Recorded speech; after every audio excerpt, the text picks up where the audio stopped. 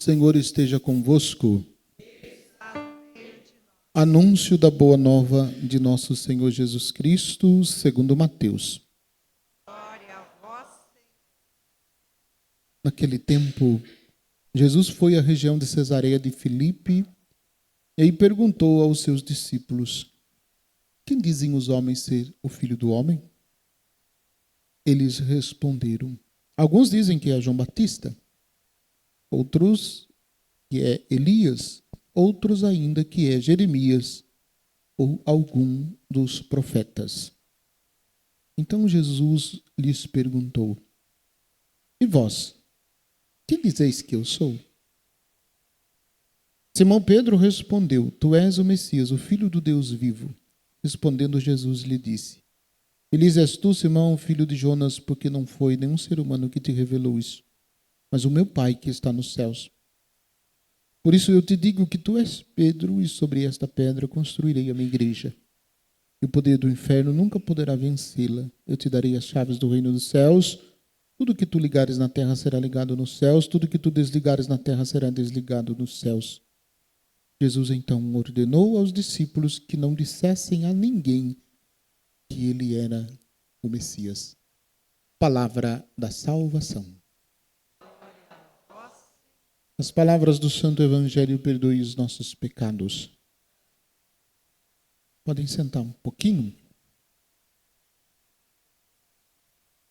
Um pequeno comentário da segunda leitura, texto que nós ouvimos da carta de Paulo aos Romanos, no capítulo 11. Quando Paulo descreve assim: ó profundidade da riqueza, da sabedoria e da ciência de Deus. Eu sempre gosto de perguntar: o que nós sabemos de Deus? O que nós conhecemos de Deus? Nós conhecemos de Deus somente aquilo que Ele revela. Somente aquilo que Ele revela.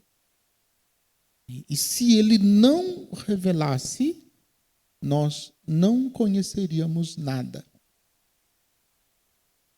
De modo que a gente pode ler muitas informações sobre Deus, a gente pode ter muitos escritos que falem sobre Deus, no entanto, tudo isso ainda não é Deus.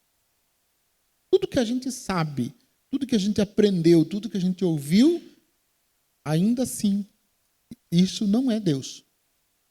É uma faísca que a gente aprendeu dele. Ele é muito mais do que tudo isso.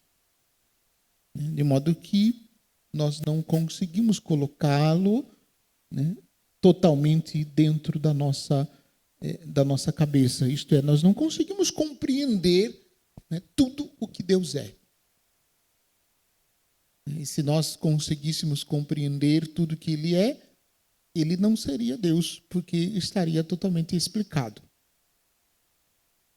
E sempre vai existir algo a mais que nós não conseguiremos conhecer. E se a gente vir a conhecer, a gente não sobrevive mais. Porque, repito, é muito mais do que aquilo que se diz, do que aquilo que se ensina, do que aquilo que se estuda sobre Deus. É impressionante este texto que nós acabamos de ouvir. De fato, quem conheceu o pensamento do Senhor? Ou quem foi o seu conselheiro? Ou quem se antecipou em dar-lhe alguma coisa de maneira a ter direito a uma retribuição? O versículo 36 é sensacional. Diz assim: na verdade, tudo é dele, por ele e para ele. Impressionante esse versículo. Tudo é dele, por ele e para ele. Até mesmo aquilo que nós conhecemos dele. E só conhecemos porque ele permitiu, porque ele quis. Se ele não permitisse, não quisesse, nós não conheceríamos. Por isso, a necessidade da gente buscá-lo. Buscá-lo sempre. muito mais, assim, não é nem muito mais, mas que não tem nada a ver com ideias, com ideologias. Deus não é ideologia. Deus não é ideologia. E Ele é muito mais, né, do que aquilo que a gente pode imaginar. O texto do Evangelho, né, nós estamos diante de uma situação bem interessante. Antes tem um relato daquela, né, bem antes, o relato daquela cananeia, que faz um encontro profundo com Jesus e que muda verdadeiramente a vida dela. E Jesus decide voltar. Já tinha passado, né, uma vez em Cesareia de Filipe e decide voltar.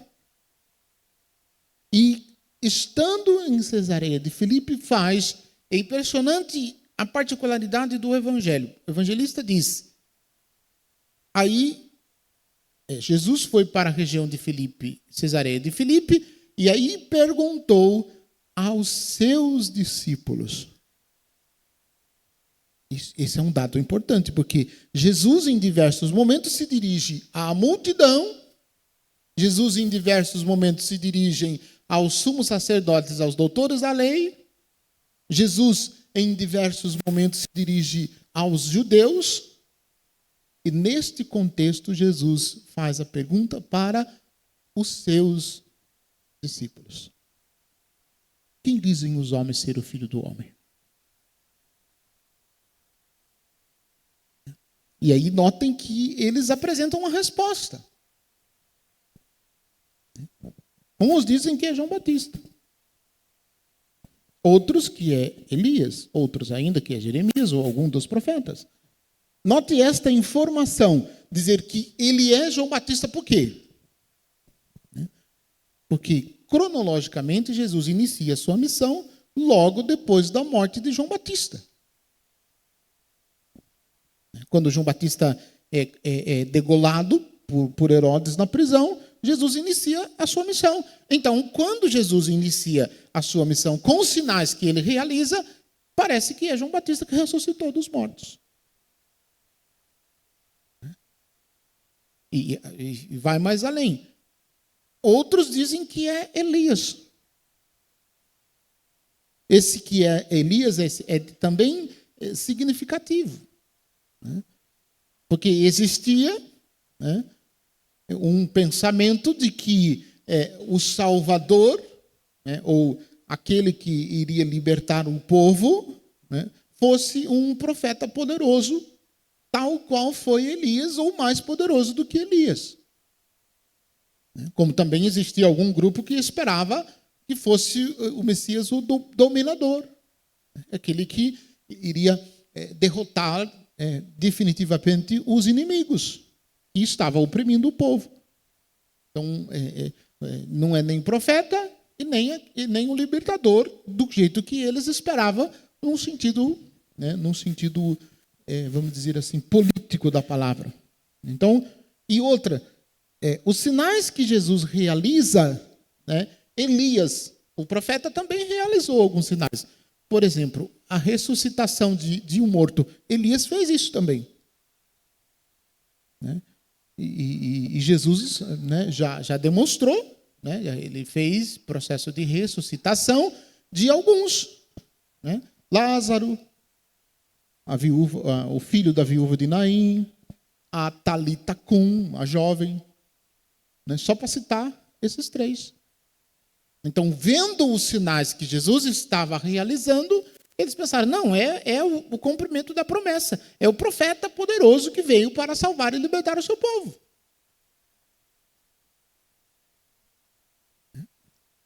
E aí também fazem a comparação a Jeremias.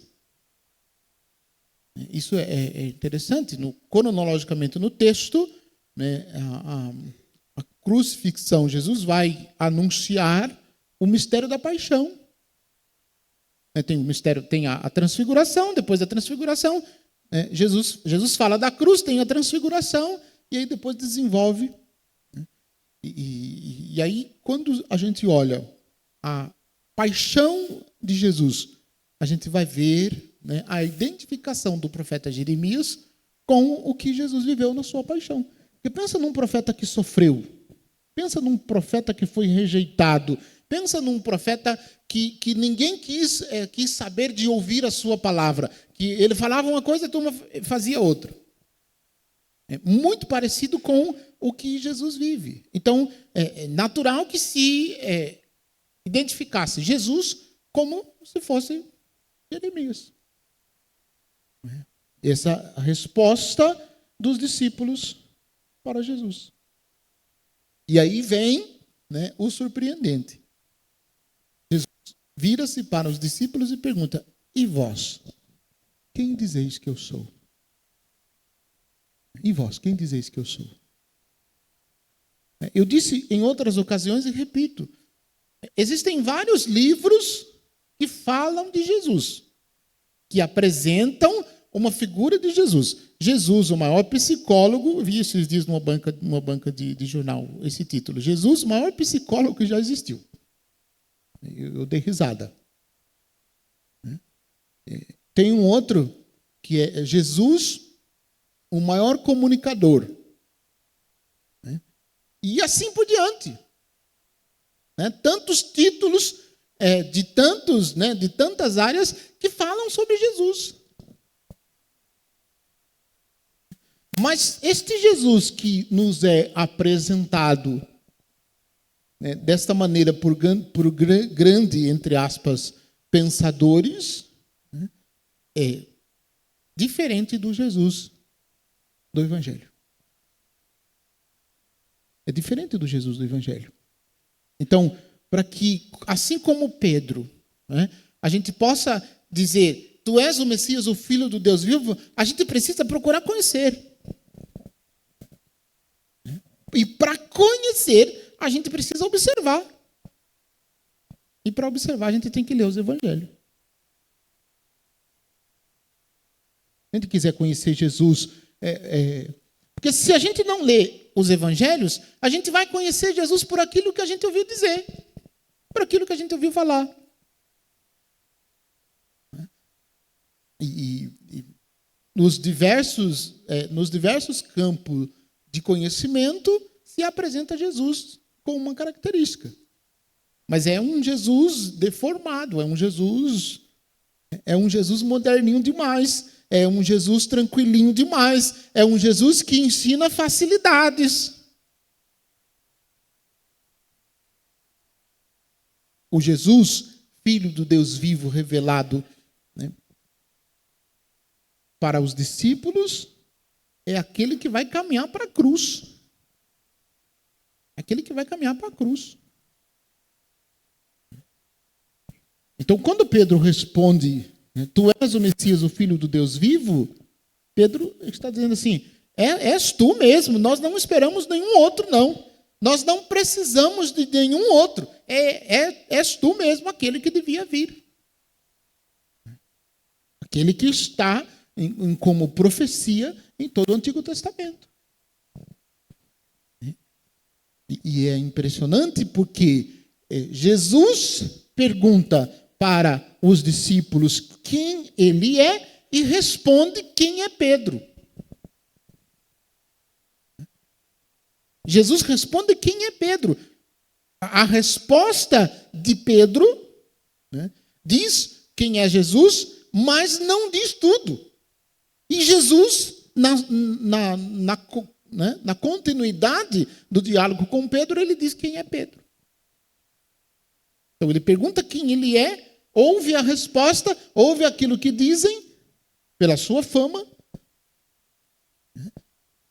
e faz a pergunta direta: e vós, quem dizeis que eu sou? E quando faz a pergunta, quando faz dizendo quem ele é para os discípulos, ele responde quem é Pedro.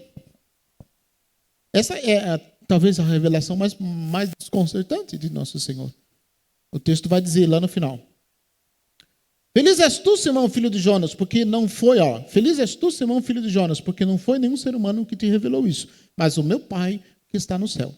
Por isso eu te digo, olha lá, Jesus falando quem é Pedro. Por isso eu te digo que tu és Pedro, e sobre esta pedra construirei a minha igreja.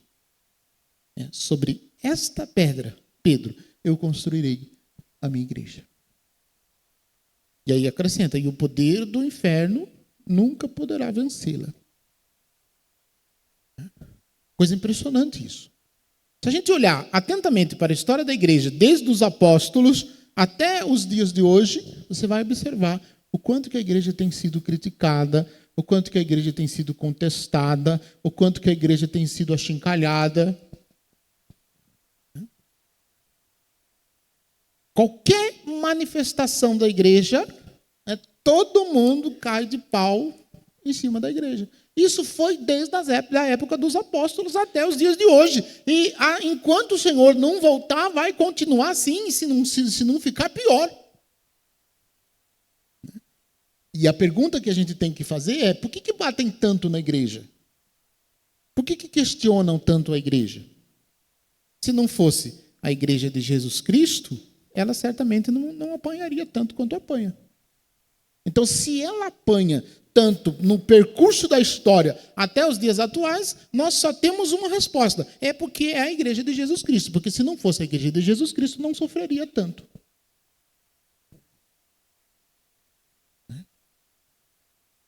E aí vem, sobre quem Jesus confiou, essa responsabilidade de confirmar. Se a gente olhar, a palavra de Jesus para Pedro, a gente vai perceber. Jesus confiou a Pedro a responsabilidade de confirmar outros irmãos. Eu te digo que tu és Pedro, e sobre essa pedra construirei a minha igreja. O poder do inferno nunca poderá vencê-la. E eu te darei as chaves do reino dos céus. Tudo que tu ligares na terra será ligado nos céus. Tudo que tu desligares na terra será desligado nos céus. E isso é impressionante. Por isso que é urgente e necessário a gente fazer essa experiência e descobrir quem é Jesus. Porque se a gente não descobrir quem é Jesus, a gente não se fixa na igreja de Jesus. A gente não se firma. Aí acontece o que acontece com algumas pessoas. Parece macaco pulando de galho em galho. Porque discorda desse ou daquele, porque esse ou aquele não me agrada, então eu vou viver uma igreja, mais tranquila. É a busca de procurar Jesus sem a igreja. Como se igreja e Jesus tivesse desvinculado. Então não me agrada aqui, eu vou para lá. Não me agrada lá, eu vou para outra. Não me agrada lá, eu vou para outra. Assim a gente vai pulando. Quando o calo aperta, quando eu não tenho mais para onde fugir, não tenho mais para onde ir, aí eu peço socorro. Quando não satisfaz a minha vontade, aí eu peço socorro. Então, não tem como fugir. Não dá para desassociar. Não dá para desassociar. Paulo diz que nós somos os membros do corpo de Cristo, a igreja. Portanto, a igreja e Jesus, elas estão perfeitamente unidos. Não tem como separar. Se a gente quer o que Jesus faz, a sua graça, e a gente não quer as orientações da igreja, a gente não aceita as orientações da igreja, a gente não está seguindo Jesus também. Porque Jesus e a igreja estão unidos. E a igreja é depositária de tudo aquilo que Jesus ensina. E assim deve ser. Tudo que tu ligares na terra será ligado no céu. Tudo que tu desligares na terra será desligado no céu. E aí, o término do evangelho é surpreendente. Jesus ordenou aos discípulos que não dissessem a ninguém que ele era o Messias. O porquê desta proibição? Porque ser discípulo de Jesus e professá-lo como o Messias é um risco muito grande. É um risco muito grande. E é preciso que nós todos tenhamos consciência disso, e saibamos que é correr risco, que que é abraçar a cruz, que é suportar pacientemente os sofrimentos e as perseguições que possam acontecer por causa de Jesus e do Evangelho. Mas a gente não é perseguido ainda por causa de Jesus. A gente escuta lá em casa, de vez em quando, umas frases do tipo assim: vai de novo na igreja? Por que tem que ir tanto na igreja assim? Já não foi ontem? Mas precisa ir de novo? Isso não é perseguição. Isso não é perseguição. É um descontentamento para ver se você realmente é fiel, se você realmente é firme, se você não desiste, né, de Jesus. Porque a gente facilmente troca Jesus por outras coisas. Eu citei várias vezes esse exemplo, vou citar de novo. Né? Chega na sua casa, na hora da missa, uma visita que não é católica. Você está indo para a missa. Naquela hora, chegou a visita na sua casa. Um amigo, um parente, um conhecido seu que veio te visitar, que faz tempo que não te vê. E, de repente, você está indo para a missa, a pessoa que chegou não é católica. Chega na sua casa nessa hora, o que você faz?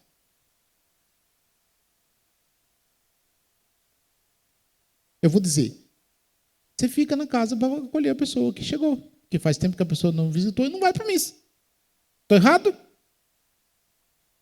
Pode ser que alguns façam diferente. Diga assim, ó, você é meu amigo, eu gosto muito de você, você é muito importante para mim, mas eu estou indo para a missa. Você quer ir junto? Você não quer? Ó, fica aí, a casa é sua, tem comida na despensa, se precisar, faça, ou tem comida na geladeira, se quiser, esquente, eu vou para a missa, depois que eu voltar a gente conversa. Você conhece alguém que fez isso? Eu não conheço. Isso tem, eu sei que tem. Mas é esse exatamente o testemunho que a gente precisa. A gente revela com esse tipo de atitude que Jesus é importante. Que Jesus é importante. Caso contrário, a gente está dizendo, viu, faz diferença nenhuma.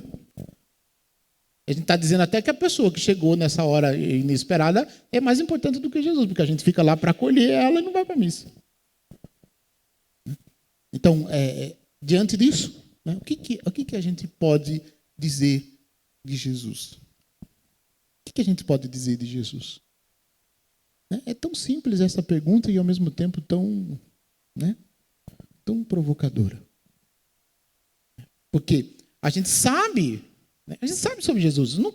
Nós não somos aqui iniciantes. Nós todos já ouvimos alguma coisa sobre Jesus. Ou não? Claro que sim. Se não ouvisse, vocês não estariam aqui.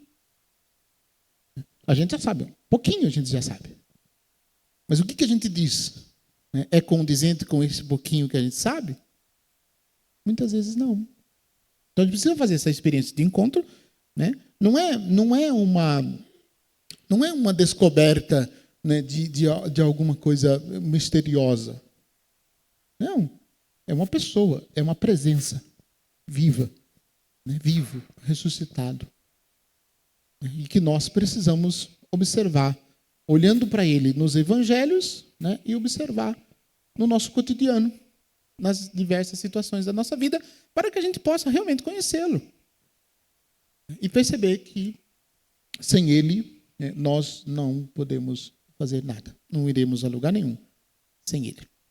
O Senhor nosso Deus nos dê a graça de sermos fiéis e descobrirmos cada vez mais quem é Jesus, para seguir os seus passos e testemunhar a sua presença. Louvado seja nosso Senhor Jesus Cristo.